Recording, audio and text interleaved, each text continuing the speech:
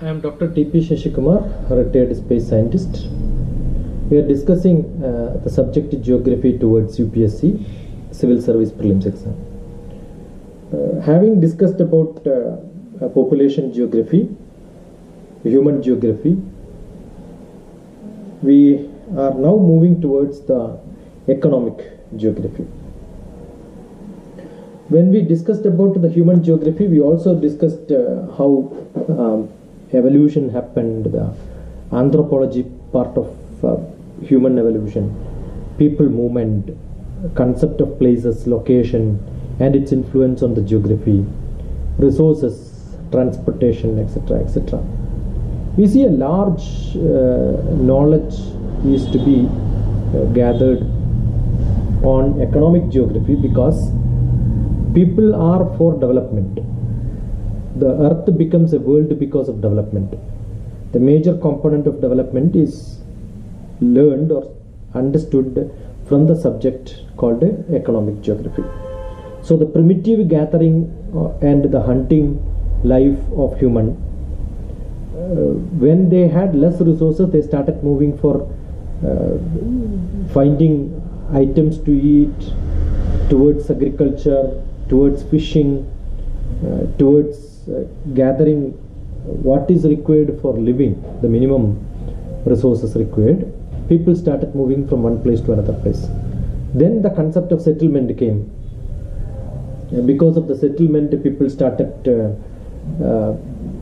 utilizing the nature, the forest. So when we learn about the economic geography, we should also learn about the economic contribution or the growth of plants, and therefore the animals dependent on these plants living around it.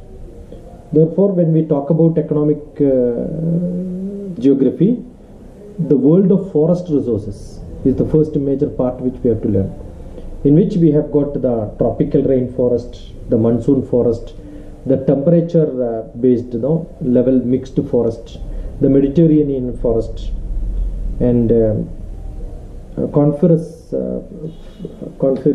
forest, plus the agricultural and the world agriculture and agricultural topology of the earth has to be understood. The major food like rice, wheat, maize, cotton, and the coffee, tea, spices, grapes, different. Then the economic or the cash products, like which can be generated for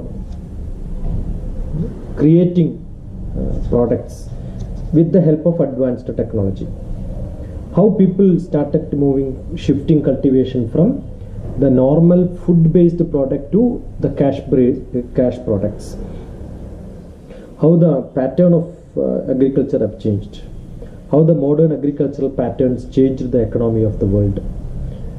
This is major, which is to ensure that the world has got a commercial aspect in the geography based on the food and the agriculture and the products, the livestock, dairy, the grain farming, the commercial aspect of it, the horticulture and plantations, etc., etc., has to be understood. The next part is apart from the food security part and the food scarcity because of the population growth related to the human geography and economic geography, the resources which we have got is the mineral resources and such nature resources, natural resource each country has got. So based on its national resources, a country will become extraordinarily rich. Like Gulf has got a lot of oil, which is a economic geography portion which have to be understood. That portion of the land has got gold mine. I am sure it is going to be one of the richest.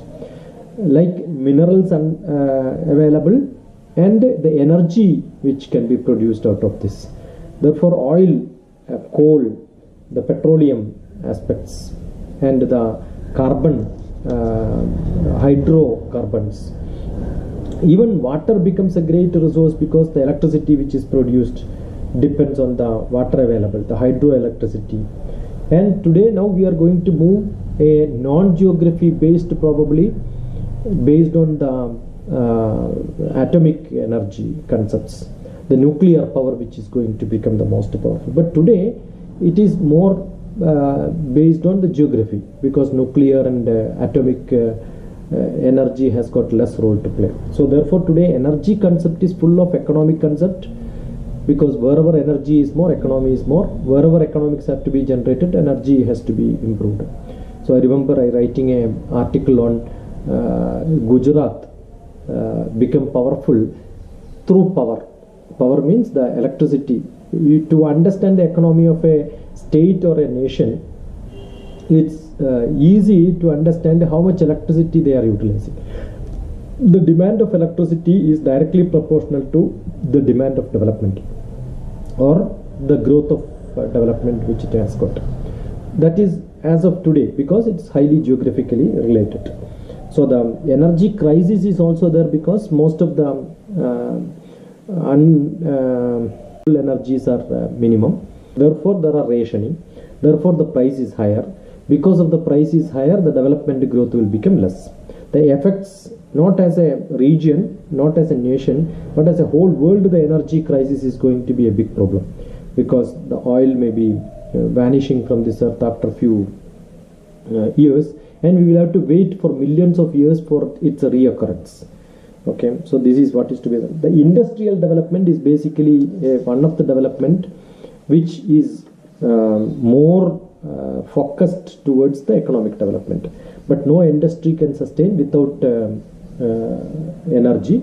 Therefore, the industrial development is rated based on the energy available and the money which they can spend on utilizing these resources.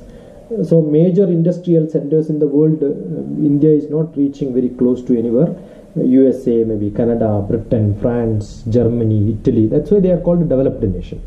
So in China there is a large growth in the industry, and Japan is an industrially developed land, but India is a developing land towards the industrial growth and the transportation and the telecommunication. Such concepts are more into understanding how much industrial growth influences the human population. So the human geography, when we understand, we have to understand the transportation and communication, which will come only when there is an industry growth. There is an industry growth, the energy resource have to be much higher. So these related concepts we are learning, and what we produce need to get a market. Therefore the trade and the association between one country to the another country, the trade agreements, the WTO, all these understanding of different political and historical economic concept are basically based on the geography. So we are not trying to learn economics here, we are only trying to understand how geography gives inputs or impetus to the development in terms of economy, and that is why it is called the geography of economics or economic geography.